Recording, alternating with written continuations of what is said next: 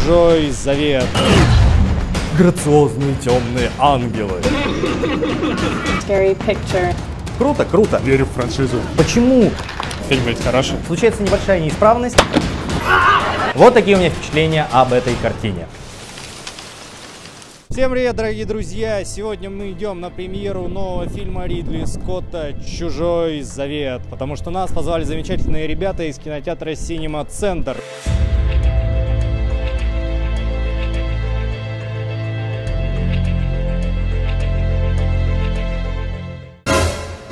Я думаю, что фильм будет удачным, просто потому что я верю в франшизу. Надеюсь, фильм будет хороший.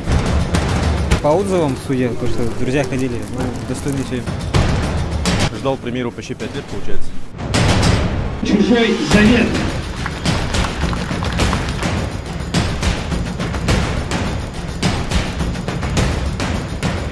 Прямо от 20 век просто.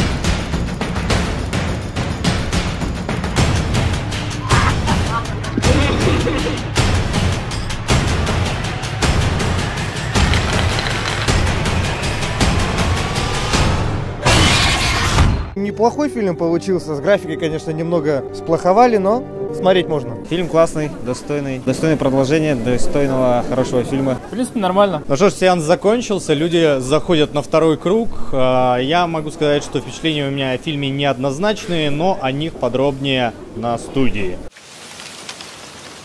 Мне тяжело об этом говорить, но мои опасения подтвердились. Фильм, не сказать, чтобы очень мне понравился, но я не смогу его прям целиком и полностью обругать с другой стороны, потому что, безусловно, по сравнению с фильмом «Прометей», фильм «Чужой завет» лучше. Да, я это сказал. Дело в том, что «Прометей» дал больше вопросов, чем ответов.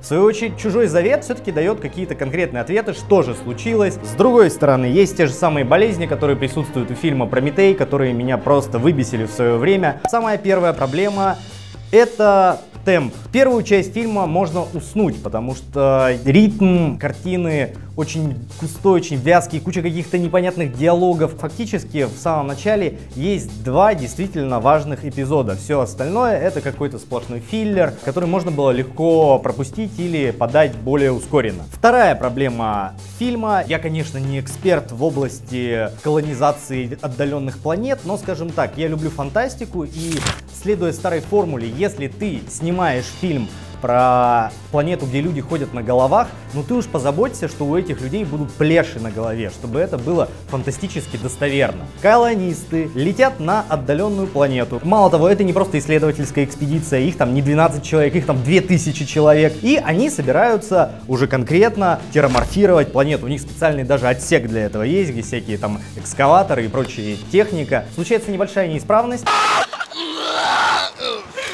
Люди решают, давайте полетим не на ту отдаленную планету, которую мы готовились колонизировать, а вот здесь вот неподалеку есть планета, которую мы каким-то образом упустили, и в которой тоже есть все условия, подходящие для колонизации.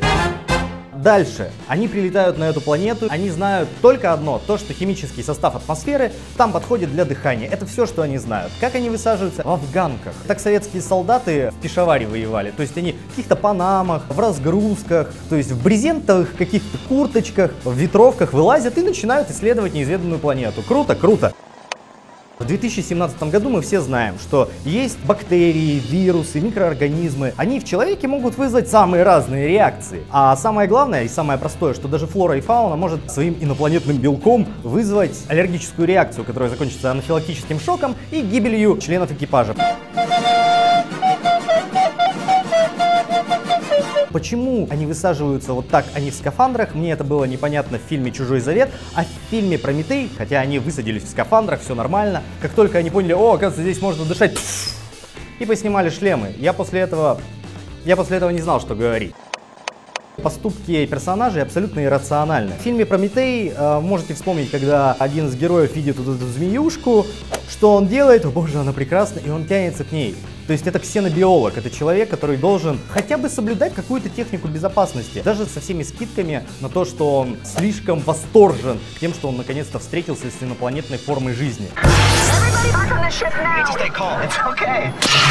Я считаю, что Ридли Скотт просто, как уже достаточно поживший человек, он разуверился в человечестве. Он считает всех людей идиотами, и поэтому все его персонажи действуют и поступают как идиоты.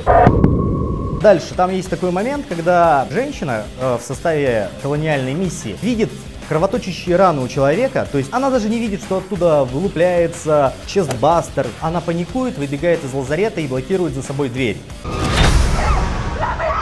Ребят, ну, любая колониальная миссия строится на одном простом принципе, это все тоже давно известно, что люди должны быть психологически подготовлены и притерты друг к другу, чтобы работать как команда. Там мы этого не наблюдаем, мы видим просто какой-то цирк с конями. Люди начинают орать, бегать, стрелять в различных местах из огнестрельного оружия, где стрелять не стоит. И это меня просто выбешивает, потому что это сразу же снимает у фильма одно из самых главных слагаемых атмосферности фильма — это его достоверность. Я действительно не могу поверить, что колониальная миссия, которую даже послали, их послала не государство, их послала коммерческая корпорация Вейланд-Ютани. Ну, знаете, у корпорации есть такая фишка, они тратят деньги, в отличие от государства, только на то, что действительно нужно. И если они отправляют куда-то экспедицию, она, я уверен, должна быть 100% подготовлена. А там, ну, просто какие-то ребята вышли на пикник, и что меня задело за живое, как поклонника фильма «Чужие», второго фильма, который снял Джеймс Кэмерон, у них в команде есть вояка по прозвищу Сержант. И я подумал, ну вот этот мужик точно спасет ситуацию, когда нужно будет. И вы знаете, что нет, он ничего не делает. Он вояка, но он точно так же творит какую-то ерунду в кадре. This is weird. Еще одна проблема, которую я вижу, это то, что главная героиня, явно ее пытались подогнать под образ Эллен Рипли, которую исполняла Сигурни Уивер. Есть человек, который паникует, рыдает, нервничает. И потом просто психовала полфильма, а потом внезапно сказала: так, ты иди сюда, жди меня через 15 минут, если что, уходим.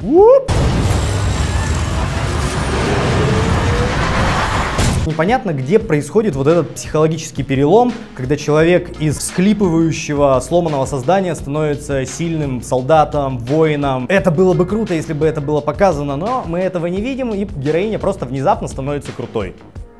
And there's, yeah, I think it's going to be, I think, you know, he wanted to make another scary picture. Но тем не менее, есть у фильма положительные стороны. Наконец-то! Первое — это, конечно, замечательная игра Майкла Фассбендера. Несмотря на то, что его костюмеры фильма решили одеть в тот же костюм, в котором он играл в фильме Assassin's Creed, тем не менее, Фассбендер крутой. И когда фокус повествования смещается на андроида, там на самом деле все очень круто. Мне кажется, это только моя версия, что Ридли Скотту просто уже тупо неинтересны ксеноморфы. Дело в том, что самые интересные части фильма посвящены совсем другим вопросам. Они посвящены андроидам, и я бы сказал, что это такое продолжение идей, которые были озвучены в фильме «Бегущий по лезвию», по повести Филиппа Дика «Мечтают ли андроиды об электроовцах». И там как раз ставятся вот эти очень интересные на данный момент вопросы самосознания, искусственного интеллекта, почти библейская тема Создателя и его дитя. За этим очень интересно наблюдать, эта тема действительно классно раскрыта. Ну, то есть она раскрыта не до конца, то есть мы наверняка в сиквеле увидим продолжение. Это действительно интересная тема. Из хорошего более или менее четко становится очерчен образ инженеров. Когда в 90-е выходили комиксы по «Чужим», тогда они выглядели вот именно как вот эти хоботастые существа, и были разные версии того, кто они. Показывалось такое утопическое общество космических жокеев. Но здесь Ридли Скотт опять-таки решил немножко омрачить весь тон повествования, и здесь в каноне сейчас инженеры предстают, мягко говоря, не очень добрыми ребятами, как сам Ридли Скотт их называет, это грациозные темные ангелы. Ну, как бы претенциозно это ни звучало, действительно, образ инженеров, ну, он крутой. Все вот эти храмы инженеров, цивилизация инженеров, артефакты инженеров выглядят действительно притягивающими взгляд. В Некрополе, куда попадают главные герои, там есть зажигающиеся такие желтые светильники, они зажигаются по мере того, как к ним приближаются, и также гаснут. Понятно, что это операторское решение, то есть таким образом подсвечиваются где-то главные герои, где-то для большего драматизма внезапно загорается свет, и вот таким образом это все органично вписано в повествование, там появляются даже такие театральные эффекты. На это действительно интересно смотреть, и вот поэтому мне вдвойне обидно, потому что фильм «Чужой Завет» мог бы получиться очень классным. То есть я видел, что если бы первая часть была бы дотянута до своего до финала, до какого-то, если бы там люди действовали действительно как члены космической экспедиции, это было бы очень круто, это было бы очень интересно смотреть. Несмотря на то, что я не ждал «Чужой завет», сейчас я жду сиквела, потому что мне все-таки интересно, чем же все это закончится. Стану ли я советовать этот фильм всем? Нет. Но если вам интересна вселенная «Чужих», если вам интересно, кто такие инженеры, если вам интересно, кто же в космосе все-таки услышит, если вы будете кричать, тогда этот фильм для вас. Вот такие у меня впечатления об этой картине. С вами был Кэп, всем пока!